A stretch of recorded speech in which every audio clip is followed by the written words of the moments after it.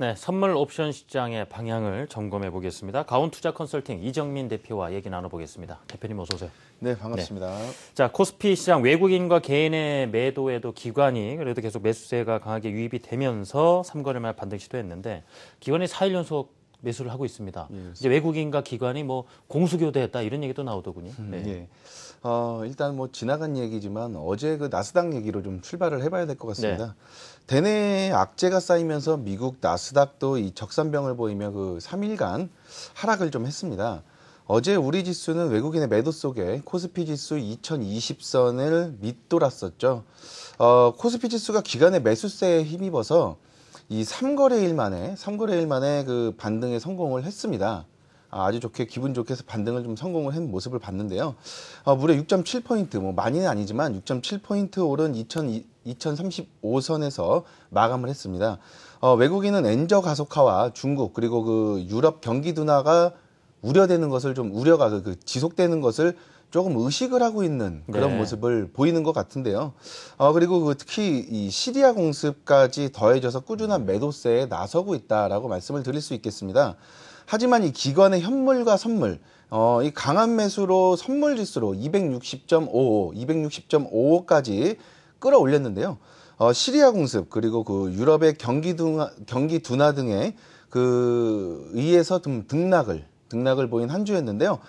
시리아 공습 좀 관심을 세밀하게 좀 가지고 보셔야 될 것 같습니다. 예, 그렇군요.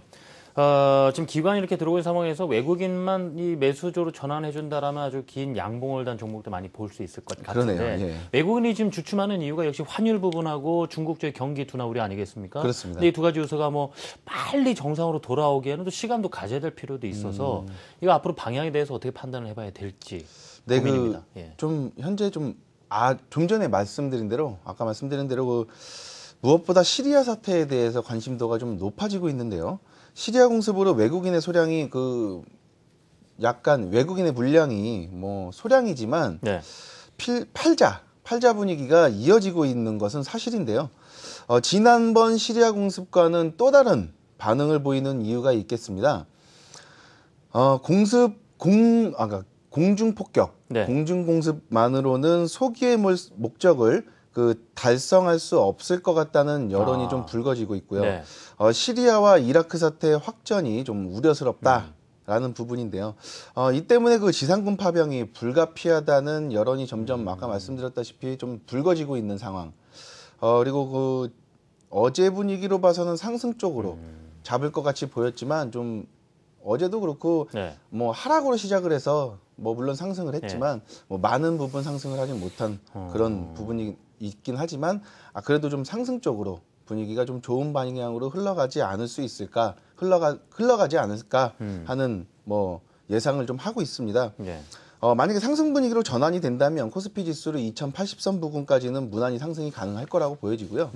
아직 좀 이른 판단일 수 있다. 그러니까 상승 분위기로 완전히 전환되지 않았다라는 부분 좀 염두를 하셔야 되고 아래로 한 번 더 출렁인다면 코스피 지수 2020선까지도 열려 있는 상태입니다. 2020선 아래까지 열려 있는 상태고요.